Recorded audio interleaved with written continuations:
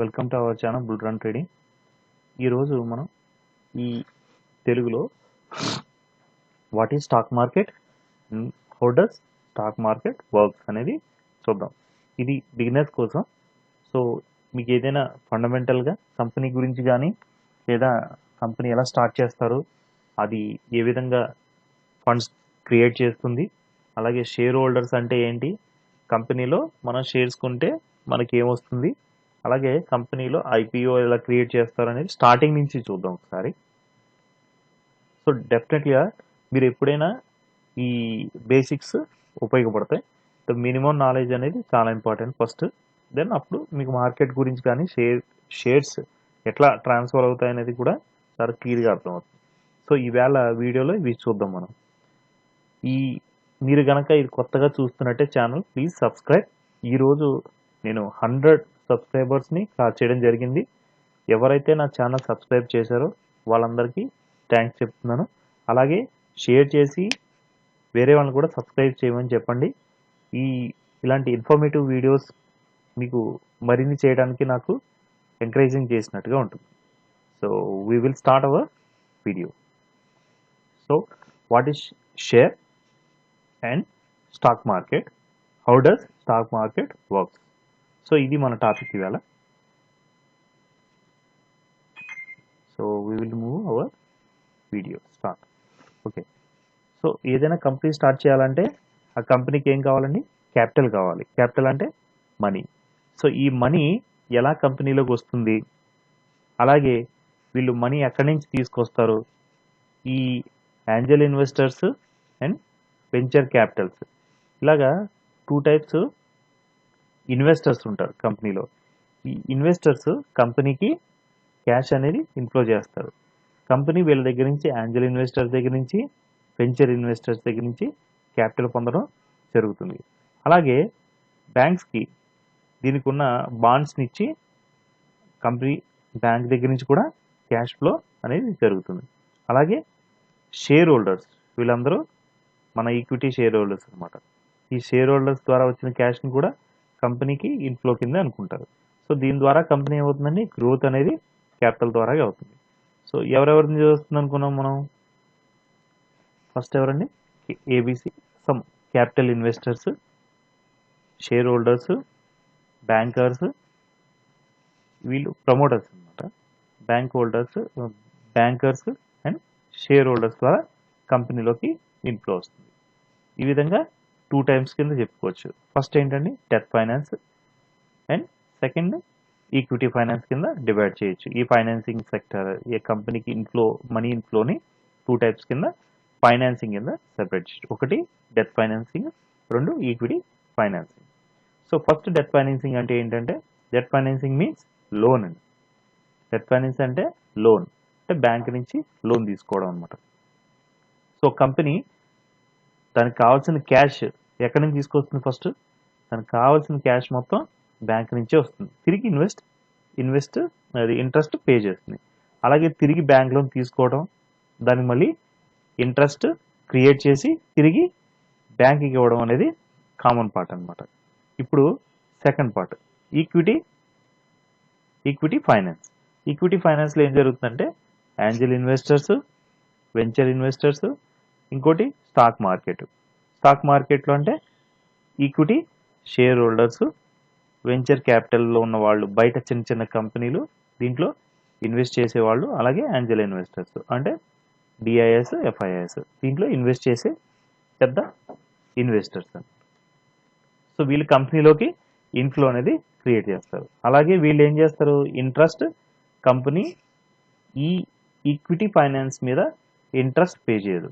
అదే బ్యాంకుకు పే చేస్తుంది, కానీ ఈక్విటీ ఫైనాన్స్కి ఎందుకు పే చేయదు అనేది చూద్దాం. సో ఇక్కడ ఏమవుతుంది? ఇంట్రెస్ట్ పే చేయట్లేదు. వై? ఎందుకనేది నో ఇంట్రెస్ట్ నో రీపే.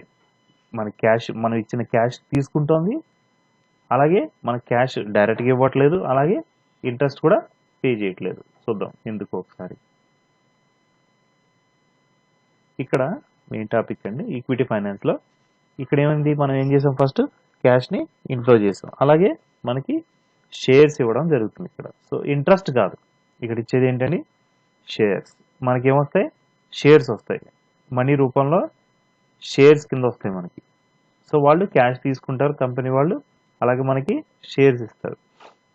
దాని ద్వారా మనం కంపెనీ ఫండింగ్ పెరుగుతుంది, అలాగే మనం కంపెనీలో పార్ట్ ఆఫ్ ది కంపెనీ అవుతాం. సో ఈ విధంగా ఈ ట్రాన్సాక్షన్ జరగడానే స్టాక్ మార్కెట్ అంటారు. ఈక్విటీ ఫైనాన్సింగ్ అనొచ్చు, లేకపోతే స్టాక్ మార్కెటింగ్ అనొచ్చు. సో దీంట్లో ఏమేమి ఉన్నాయండి, investors, stock market plus company, ఈ 3 కీ పాయింట్స్ ఇక్కడ.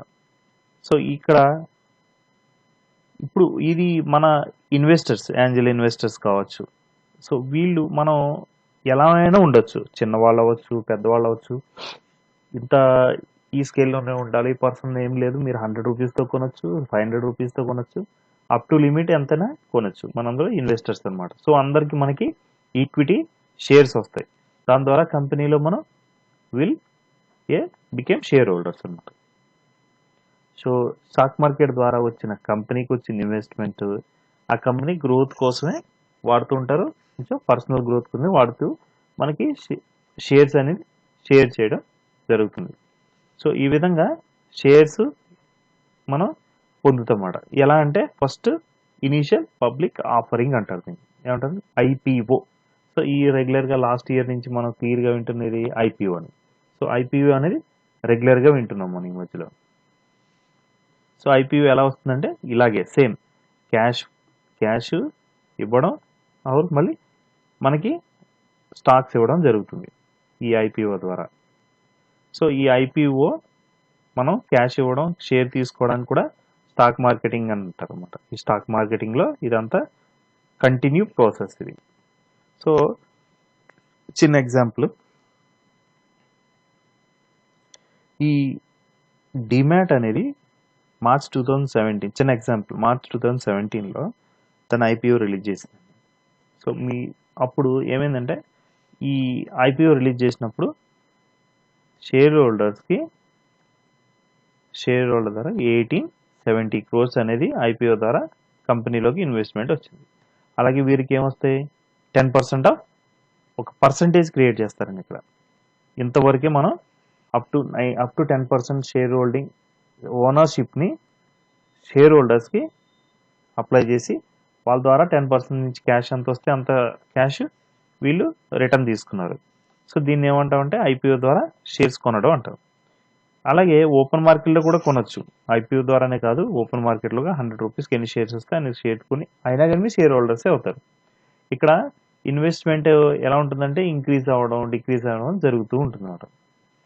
సో ఓపెన్ అయినప్పుడు ఒక 3 days పడుతుంది, 3 to 10 days లోపల ఏమవుతుందండి, తిరిగి మళ్ళీ 3 to 10 days టైం పడుతుంది. అలాగే ఏదైనా ఈ ఐపీఓ ద్వారా ఇన్వెస్ట్మెంట్స్ చేసినప్పుడు 3 days ద్వారా ఐపీఓ ద్వారా కంపెనీలోకి ఇన్వెస్ట్మెంట్ అనేది కంటిన్యూ 3 days ద్వారా ఉండొచ్చు, మినిమం 3 days. అలాగే ఫర్ షేర్ హోల్డింగ్ మీకు ఏదైతే అలాట్మెంట్ ఉందో అది మీకు తెలవడానికి మాత్రం కొంచెం టైం పడుతుంది. ఓకే, అది వెంటనే రాదు, అది కొంచెం టైం పడుతుంది అనమాట. ఇమ్మీడియట్ అయితే లిస్టింగ్కి అయితే వెళ్ళదు. స్టాక్ ఎక్స్చేంజ్లోకి వెళ్ళిపోయి కంపెనీ లిస్ట్ అయిన తర్వాతే మీరు అమ్మగలరు అనమాట. అప్పటిదాకా మీరు ఈ ఐపీఓ ద్వారా వచ్చిన షేర్స్ని ఇమ్మీడియట్ అమ్మలేరు. లిస్టింగ్ అయిన తర్వాతే మీరు ఆ షేర్స్ ఓపెన్ మార్కెట్లో మీరు ఖచ్చితంగా అమ్ముకుని వేరే ఇన్వెస్టర్స్కి ట్రాన్స్ఫర్ చేయడం, సో వాళ్ళ ద్వారా మీరు క్యాష్ పొందడం. అలాగే ఈ స్టాక్ ఎక్స్చేంజ్ జరుగుతుంది అన్నమాట. ఏమవుతుందండి, ఇన్వెస్టర్ టు ఇన్వెస్టర్కి క్యాష్ వెళ్ళడం, అలాగే ఓనర్షిప్ వెళ్ళడం, స్టాక్ తీసుకోవడం, స్టాక్ ఇవ్వడం, ఇదంతా ఏమంటారు స్టాక్ ఎక్స్చేంజ్. ఇదంతా ఎన్ఎస్సి అనే దాంట్లో జరుగుతుంది. ఈ మధ్యలో ఇన్వెస్టర్స్కి ఈ స్టాక్ ఎక్స్చేంజ్ జరగాలంటే ఈ మధ్యలో ఎవరుంటారండి, కంపెనీ ద్వారా కాదు. సో మధ్యలో ఎవరుంటారు, ఈ స్టాక్ ఎక్స్చేంజ్ ఇన్వెస్టర్ టు కంపెనీకి మధ్యలో స్టాక్ ఎక్స్చేంజ్ ఏదైతే స్టాక్ ఇన్వెస్టర్స్కి ఇస్తారో, ఇన్వెస్టర్స్ తిరిగి క్యాష్ని వేరే ఇన్వెస్టర్స్కి ఇస్తారో, ఈ ఐపీఓ ద్వారా ఇది క్లియర్గా ఎక్స్చేంజ్ అనేది క్లియర్గా జరుగుతూ ఉంటుంది. ఒకరి ద్వారా ఈ ఐపీఓ అంతా క్లియర్గా జరుగుతుంటుంది. 8th మార్చ్ని ఓపెన్ అయింది, అలాగే 9th మార్చ్ కూడా అయింది, అలాగే 10th మార్చ్ కూడా ఇది ఐపీఓ అనేది కంటిన్యూ నడిచింది. సో ఇది ఐపీఓ, దీన్ని ఐపీఓ అంటాం. ఐపీఓ ద్వారా క్యాష్ రావడం, తిరిగి సబ్స్క్రైబ్ చేసుకోవాలి. సబ్స్క్రైబ్ చేసుకున్న తర్వాత అలాట్మెంట్ వస్తుంది. అలాట్మెంట్ వచ్చిన తర్వాత మనకి షేర్ హోల్డర్స్ ఈ విధంగా మనకి అలాట్మెంట్ అనేది జరుగుతుంది. సో ఓపెన్ అయితే అప్పుడు 90 రూపీస్ ఎంతో అనుకుంటే ఇది 290 రూపీస్కి ఎంత అయితే మీకు గెయిన్ వచ్చిందో ఆ గెయిన్ మీద మీరు ఓపెన్ మార్కెట్లో షేర్స్ అనేది అమ్ముకోవచ్చు అనమాట. ఇలా ఎక్స్చేంజ్ చేసుకోవచ్చు మనం. ఈ బయర్స్ సెల్లర్స్ వీళ్ళిద్దరి మధ్యలో స్టాక్ ఎక్స్చేంజ్ అని ఉంటుంది. ఈ స్టాక్ ఎక్స్చేంజే స్టాక్స్ ఇవ్వడం తీసుకోవడం అనేది జరుగుతూ ఉంటుంది.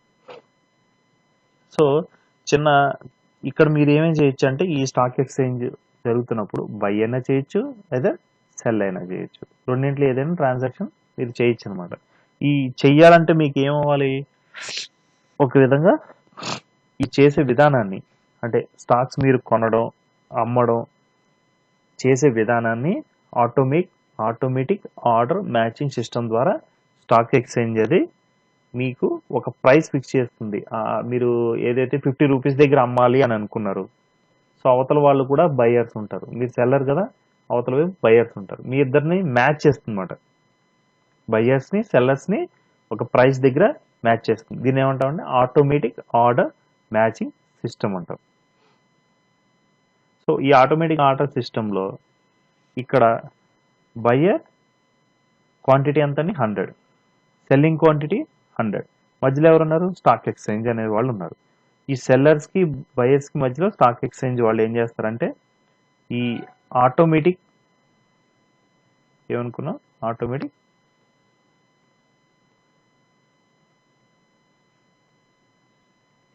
ఆటోమేటిక్ ఆర్డర్ మ్యాచింగ్ సిస్టమ్ అనమాట.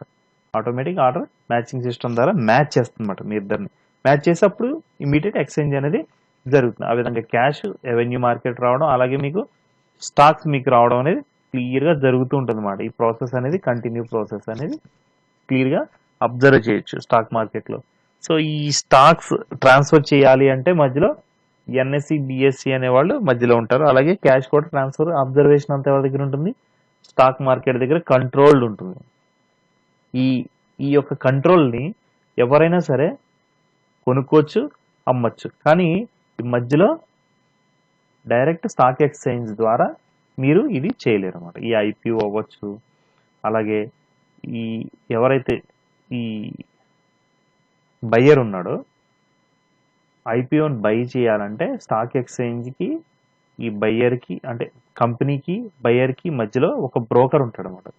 దాన్ని మనం అంటాం డిమాట్ అకౌంట్ అని చెప్పుకోవచ్చు అనమాట. ఇది కంపల్సరీ కావాలి. ఇప్పుడు ఏం చేస్తుందంటే ఐపీఓ ఓపెన్ అయింది, ఈ బ్రోకర్ ద్వారా ఏబిసి అనే బ్రోకర్ ద్వారా డిమాట్లోకి అది వస్తుందన్నమాట. అంటే మీకు కావాల్సిన అకౌంట్లోకి వస్తుంది. అది ఈ ఎక్స్చేంజ్ జరిగిందంతా ఓన్లీ బ్రోకర్ త్రూయే జరుగుతుంది. స్టాక్ ఎక్స్చేంజ్ కంట్రోల్డ్ బ్రోకర్ని వాడతారన్నమాట. వాళ్ళు ఏం చేస్తారంటే ఈ ఛార్జెస్ కొంచెం మీ మీద ఛార్జ్ చేస్తూ ఉంటారు. ఈ మధ్యలో ట్రాన్సాక్షన్ కావాల్సిన ఛార్జెస్ వాళ్ళు తీసుకుని వాళ్ళు డెవలప్ చేసుకుంటూ ఉంటారు. అలాగే డిమాట్ అకౌంట్ అంటే ఈక్వల్ టు సేవింగ్స్ అకౌంట్. ఇక్కడ సేవింగ్స్ అకౌంట్లో ఏముంటుంది, క్యాష్ ఉంటుంది. ఓకే, సేవింగ్స్ అకౌంట్లో ఏముంటుంది, క్యాష్ ఉంటుంది మనకి సేవింగ్స్. కానీ ఇక్కడ మాత్రం డిమాట్ అకౌంట్లో షేర్స్ ఉంటాయి అనమాట. So demat account, trading account, ఈ 2 అకౌంట్లు కావాలి. సో ఈ డిమాట్ అకౌంట్ ఉంటే అల్టిమేట్లీ ట్రేడింగ్ అకౌంట్ కూడా ఉన్నట్టే లెక్క. కానీ కొంచెం లిమిటేషన్స్ ఉంటాయి. వాళ్ళు కొన్ని యావరేజ్గా అలౌ చేస్తారు, కొన్ని అలౌ చేయరు. ఈ ట్రాన్సాక్షన్ అంతా డిమాట్ ట్రేడింగ్ అకౌంట్ ద్వారా జరుగుతుంది. డిమాట్ అకౌంట్లో ట్రేడింగ్ అయిపోయిన తర్వాత ట్రేడింగ్ అకౌంట్ నుంచి డిమాట్ అకౌంట్కి మూవ్ అవుతుంది అనమాట. ట్రేడింగ్ కంప్లీట్ అయిన తర్వాత ఈ షేర్స్ అన్ని డిమాట్ అకౌంట్లోకి మూవ్ అయిపోతాయి. సో బ్రోకర్స్ మీ షేరింగ్ అకౌంట్ ద్వారా డిమాట్ అకౌంట్ని మీకు ఆపరేటింగ్గా పెడుతూ ఉంటారు అనమాట. ఈ విధంగా డాక్యుమెంట్స్ కొన్ని టైప్స్ ద్వారా మీకు చేస్తూ ఉంటారు. దీనికి ఏం కావాలంటే ఫస్ట్ పాన్ కార్డు కావాలి, ఆధార్ కార్డు కావాలి ఓపెన్ చేయడానికి, అలాగే ఈ పాస్బుక్ కావాలి, అలాగే క్యాన్సిల్ చెక్ కొట్టిస్తే మీకు ఈజీగా డిమాట్ అకౌంట్ అనేది ఓపెన్ అవుతుంది. 3 ways ట్రేడింగ్ ఉన్నాయి దీంట్లో. 2-3 waysలో మనం ఈ డిమాట్ అకౌంట్ని ఓపెన్ చేసుకోవచ్చు. ఓపెన్ చేసుకుని సెల్స్ బైస్ అనేది కంటిన్యూ డిమాట్ అకౌంట్ ద్వారా మీరు ఎక్స్చేంజ్ చేసుకోవచ్చు అనమాట. కాల్ ద్వారా కూడా సెల్ చేయొచ్చు, బై చేయొచ్చు. ఆ విధంగా కూడా ఎన్ఎస్సి బిఎస్సి బ్రోకర్ త్రూ జరుగుతూ ఉంటుంది. సో దీనంతా ట్రేడింగ్ త్రూ డిమాట్ అకౌంట్ అనుకోవచ్చు. దీంట్లో ఏంటంటే అడ్వాంటేజ్ మినిమం అకౌంట్, బ్యాంక్లో మినిమం అకౌంట్ మెయింటైన్ చేస్తే మీరు కొంచెం పే చేయాల్సి వస్తుంది. కానీ ఇక్కడ మినిమం ఏం లేదు, అలాగే లో అని కూడా లేదు. మినిమం అమౌంట్ ఉంచాలని లేదు, మినిమం కొనాలని లేదు, అలాగే సెల్ చేయాలని లేదు, తీసుకోవాలని లేదు. సో మీ ఇష్టం అనమాట అది. ఓకే, నెక్స్ట్ ఈ డిమాట్ అకౌంట్ ఏదైతే షేర్స్ ఉన్నాయో అది బిఎస్సి ఎన్ఐసి ద్వారా ఎక్స్చేంజ్ అవుతాయని చెప్పుకున్నాం కదా. డిమాట్ అకౌంట్ అండ్ సర్వీస్, దీంట్లో మనం చూడాల్సిన 2 టాపిక్లు అండి. ఈ సర్వీస్ ద్వారా మీరు చూడాల్సిన డిమాట్ అకౌంట్ ఓపెన్ చేయడానికి చూడాల్సిన సర్వీసులు 2. ఒకటి సర్వీస్ ప్రొవైడర్ బాగుండాలి, అలాగే లో బ్రోకరేజ్ ఉన్న వాళ్ళని మాత్రమే సెలెక్ట్ చేసుకోవచ్చు. జస్ట్ లైక్ యాంజల్ బ్రోకింగ్ లాగా, అప్ స్టాక్ ఇలాంటివన్నీ మనం చూస్ చేసుకోవాలన్నమాట. ఎలా పడితే అలాగా డిమాట్ అకౌంట్ ఓపెన్ చేయకూడదు, అలాగే హోల్డ్ చేసి ఉంచకూడదు, అలాగే ఇవ్వడం తీయడం చేయకూడదు అనమాట. అంటే ఓపెన్ చేయడం క్లోజ్ చేయడం చేయకూడదు. సో కంట్రోల్డ్ డిమాట్ అకౌంట్ అనేది ఉండాలి. సో మన ఎన్ఎస్సి బిఎస్సి టైమింగ్ ఇంత ముందర మాట్లాడుకున్నాం మనం. 9:15 to 3:30 PM ఈ బ్రోకర్స్ మీకు ట్రేడింగ్ అనేది అలౌ చేస్తారన్నమాట. సో దాని ద్వారా మీరు షేర్స్ కొనుక్కోవడం, క్యాష్ పొందడం, మళ్ళీ తిరిగి షేర్స్ ఇవ్వడం జరుగుతూ ఉంటుంది. ఎన్ఎస్సి అనుకున్నాం, నేషనల్ స్టాక్ ఎక్స్చేంజ్. బిఎస్సి అంటే బొంబే స్టాక్ ఎక్స్చేంజ్. ఓకే, ఈ స్టాక్ ఎక్స్చేంజ్ ముంబైలో ఉంది, ఢిల్లీలో ఉంది. అలాగే దీంట్లో 2 టైప్స్ కింద చెప్పుకోవచ్చండి. ఎన్ఎస్సిలో 1600 ప్లస్ ఉన్నాయి, బిఎస్సిలో ఒక 5500 ప్లస్ కంపెనీలు లిస్టింగ్ అయి ఉన్నాయన్నమాట. సో దీని ద్వారా మీరు ఈ కంపెనీని ఐడెంటిఫై చేసి బై అనేది సెల్ అనేది చేయొచ్చు అనమాట. ఓకే, ఇప్పుడు నెక్స్ట్ ఈ ఈ కంపెనీని వెతకడానికి మనం ఏదైనా టూల్స్ వాడచ్చా? నథింగ్ అండి, నో వరీ. సో మనం ఫండమెంటల్గా కొన్ని థింగ్స్ని మెయింటైన్ చేయొచ్చు. దాని ద్వారా మీరు ఈ షేర్స్ని కొనడం, ఐడెంటిఫై చేయడం చాలా ఈజీ అవుతుంది. 5500 ఉంది, ఇక్కడేమో 1600 అలా ఉన్నాయి. దీంట్లో మనం కొనాల్సింది అమ్మాల్సిన షేర్ని ఎట్లా సెలెక్ట్ చేసుకోవాలనేది చూద్దాం. నిఫ్టీ అలాగే సెన్సెక్స్ 2 టైప్స్ ఉన్నాయండి. సెన్సెక్స్ అంటే ఏంటి? Sensitive index. సెన్సెక్స్ అంటే sensitive plus index, that means sens ex. Sensex అన్న పదంలో సెన్స్ అంటే సెన్సిటివ్ అని, ప్లస్ ఇండెక్స్ అంటే ఈఎక్స్ని వాడి ఇండెక్స్ అని అంటారు. సో దీనికి సెన్సెక్స్లో 30 కంపెనీలు, ఎస్టాబ్లిష్ కంపెనీలు ఉన్నాయి. అది వెరీ స్ట్రాంగ్ కంపెనీలు సెన్సెక్స్లో 30 ఉంటాయి. అలాగే ఈ స్టాక్ మార్కెట్లో కొనడం, బై చేయడం, అమ్మడం జరుగుతూ ఉంటాయి. సో బిఎస్సిలో ఉంటాయి, ఎన్ఎస్సిలో కూడా మెయింటైన్ అవుతూ ఉంటాయి. సో నిఫ్టీ అంటే ఏంటండి? నేషనల్ 50. ఎన్ నేషనల్లో ఎన్, 50లో IFTY ఏమవుతుంది? ఎన్ఇఫ్టీ. ఎన్ఇఫ్టీ నిఫ్టీ అవుతుంది. సో బ్యాంక్ నిఫ్టీ అవుతుంది, నిఫ్టీ 50 కూడా ఉంది. ఓకే, నిఫ్టీలో 2 టైప్స్ ఉన్నాయి. సో ఆ విధంగా ఈ నిఫ్టీ అనేది ఎన్ నేషనల్ 50 అనే అనుకోవచ్చు. దీంట్లో ఒక 50 ఎస్టాబ్లిష్డ్ కంపెనీస్ అంటే టాప్, ఆ ఫీల్డ్లో అవి టాప్ అయి ఉన్న కంపెనీలో 50 దాకా ఉంది. దీని ద్వారా సెల్స్ బైస్ అనేది నిఫ్టీలో కూడా చేయొచ్చు, సెల్ బై కూడా చేయొచ్చు నిఫ్టీలో ఉన్న కంపెనీలు. సో సెన్సెక్స్లో కావచ్చు, నిఫ్టీలో కావచ్చు లిస్ట్ అయిన కంపెనీలు మనం కొన్ని కేటగిరీ ద్వారా దీన్ని బైఫర్గేట్ చేస్తాయి. ఎలా అంటే ఫార్మా, ఐటీ, ఎనర్జీ, టెలికాం, అలాగే ఫైనాన్స్ సర్వీస్. ఈ విధంగా దీంట్లో డిఫరెంట్ కంపెనీస్ అని లిస్టింగ్ అయ్యి ఉన్నాయన్నమాట. సో ఆ విధంగా నిఫ్టీ అండ్ సెన్సెక్స్లో ఉన్న కంపెనీల ద్వారా ట్రేడ్ చేస్తే మీరు ఎటువంటి రిస్క్ లేకుండా చూడొచ్చు. అలాగని చెప్పి ప్యానీ స్టాక్లో ఎంటర్ అయిపోవడం అలా చేయకూడదండి. నిఫ్టీ అవ్వచ్చు లేదా సెన్సెక్స్ అవ్వచ్చు. ఈ విధంగా ఈ దీంట్లో లిస్ట్ అయిన కంపెనీ సెలెక్ట్ చేసుకుని మీరు పూర్ ఆర్ గుడ్ అనేది క్లియర్గా చూస్ చేయాలన్నమాట. వాట్ ఈజ్ స్టాక్ మార్కెట్ అనేది ఈ విధంగా ఉంటుంది. So BSE NSE stock market గురించి ప్లస్ వేరే సెన్సెక్స్ గురించి, అది విధంగా ట్రేడ్ అవుతుంది, ఎంత అప్డేట్ అవుతుంది, లెటస్ ట్రేడ్. సెన్సెక్స్లో ఈ విధంగా చేయొచ్చు అనమాట. So stock market NSC BSc stock market is ఎలా ఉంటుందంటే ఇన్వెస్ట్మెంట్, ఓకే, రిటర్న్స్. మనం ఏం చేస్తామండి, మనం ఏం కొన్నా కానీ దీంట్లో ఇన్వెస్ట్ చేసిన ప్రతి మనీకి ఇన్వెస్ట్మెంట్ ఎంత వస్తుంది, ఇన్వెస్ట్మెంట్ ఎంత ఉంది, రిటర్న్స్ ఎంత వస్తుంది, అలాగే ఏ విధంగా మనం ఏ కంపెనీలకి ఎలా సెలెక్ట్ చేసుకోవాలనేది దీంట్లో చాలా క్లియర్గా ఉండాలన్నమాట. సో డివిడెండ్ పే చేస్తున్నారా, మంచి కంపెనీయా కాదా, ప్రాఫిట్ ఇస్తుందా లేదా, అలాగే డివిడెండ్ పే చేస్తుందా అనేది మనం క్లియర్గా చూసుకోవాలి. ఇక్కడ డివిడెండ్స్ అంటే ఏంటంటే చిన్న టాపిక్. డివిడెండ్స్ అంటే తనకు వచ్చిన ప్రాఫిట్లో షేర్ హోల్డర్స్కి కొంత పర్సంటేజ్ షేర్ చేయడాన్ని డివిడెండ్ అంటారని అనుకుందాం. అన్ని కంపెనీలు కంపల్సరీగా డివిడెండ్ ఇవ్వాలనేమి లేదు. కొన్ని కంపెనీలు డివిడెండ్ ఇస్తాయి, అలాంటి దాంట్లో ఇన్వెస్ట్ చేయడం వల్ల ఎక్స్ట్రా గ్రోత్ అనేది మనకు ఉంటుంది. సో అన్ని కంపెనీ డివిడెండ్ ఇవ్వక్కర్లేదని ఏమి లేదు, ఇవ్వాలని లేదు, ఇవ్వకూడదని ఏమి లేదు. సో డివిడెండ్ కంపల్సరీ కాదు ఇక్కడ. సో ఇది మనం క్లియర్గా అర్థం చేసుకోవాలి.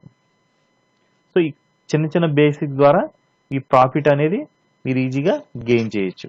సో ఇది స్టాక్ మార్కెట్ గురించి, అలాగే క్యాపిటల్ అపియరెన్స్ గురించి, సో ఎవ్రీథింగ్ మీకు ఎక్స్ప్లెయిన్ చేశాను. ఈ విధంగా హైక్ అనేది మనం ఈజీగా పొందొచ్చు, ఇన్వెస్ట్మెంట్ చేయొచ్చు, అలాగే వాల్యూ కూడా గ్రోత్ చేయొచ్చు. ఒక 2 years ఎగో ఎంత ఉంది, ఇప్పుడు ఎంత ఉంది అనేది క్లియర్గా చూడొచ్చు. ఇప్పుడు 1000 రూపీస్ స్టాక్ కొన్నాం అనుకోండి, ఇన్వెస్ట్ చేసాం, ఆ కంపెనీ గ్రోత్ వచ్చింది, 1600 అనేది ఫైనల్ ప్రైస్ అయింది.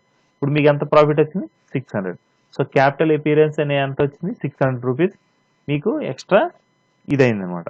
ఒక 60 రూపీస్ మీకు గెయిన్, ఒక 60 రూపీస్ గ్రోత్ అనేది మీకు వచ్చింది. అలాంటి గ్రోత్ ఉన్న కంపెనీలోనే కొనాలి. అలాగే 90, 130 అలా గ్రోత్ ఉన్న కంపెనీ, కొన్ని కంపెనీలు ఉంటాయి. ఇది లాంగ్ టర్మ్ గురించి. అలాగే కొన్ని కంపెనీలు ఇలాగే మనం అలాగే వదిలేస్తే అది డౌన్ అయ్యే అవకాశం ఉంటుంది. ఎప్పటికప్పుడు మీరు చెక్ చేసుకుంటూ ఉండాలి, అది డౌన్ అవుతుందా, అప్ అవుతుందా, ఎలా ఉంది, దాని గ్రోత్ ఎలా ఉంది అనేది. అల్టిమేట్లీ కావాల్సింది ఏంటి, ప్రాఫిటే కావాలి. సో ప్రాఫిట్ కోసం ఎనాలిసిస్ అనేది చాలా ఇంపార్టెంట్. సో ఇప్పటిదాకా నేను చెప్పిన ప్రతి విషయం మీకు అర్థమవుతుందని నేను అనుకుంటున్నాను. అలాగే తెలుగులో వీడియో చేస్తున్నాను, ఇంగ్లీష్లో కూడా వీడియో చేస్తున్నాను. సో వ్యూవర్స్ అందరూ వేరే లాంగ్వేజ్ వాళ్ళు కూడా ఉన్నారు, అందుకోసం ఇంగ్లీష్లో కూడా చేస్తున్నాను. సో ఇది నా బిగినర్స్ కోసం చేసిన ఇంకొక వీడియో. సో ఈ యానిమేషన్ చేయడానికి నాకు చాలా టైం పట్టింది. సో మీరు మీ ఫ్రెండ్స్కి షేర్ చేస్తారని, అలాగే ఈ ఛానల్ని సబ్స్క్రైబ్ చేస్తారని నేను అనుకుంటున్నాను. ఈ యానిమేషన్ చేయడానికి నాకు అరౌండ్ హాఫ్ డే పైన పట్టింది. సో ప్లీజ్ నేను మీకోసం ఈ తయారు చేస్తున్న యానిమేషన్స్ కానీ, పవర్ పాయింట్స్ ప్రజెంటేషన్స్ కానీ మీకు అర్థం అవ్వాలనే ఉద్దేశంతో చేస్తున్నాను. సో కంపల్సరీ మీరు సబ్స్క్రైబ్ చేయండి, అలాగే షేర్ చేయండి. నాకున్న ఈ టైం మొత్తం మీకోసం కంపల్సరీ స్పెండ్ చేస్తాను. అలాగే నా వాట్సాప్ నెంబర్ కూడా పెడతాను మీకు. సో దాంట్లో మీరు కావాల్సిన డౌట్స్ కానీ, ఏదైనా బై చేయాలన్నా, సెల్ చేయాలన్నా అడ్వైజులని దాంట్లో ఇస్తాను. సో థ్యాంక్స్ ఫర్ వాచింగ్ అండి. సబ్స్క్రైబ్ చేయండి, అలాగే బెల్ ఐకాన్ క్లిక్ చేయండి. Good night. Thank you.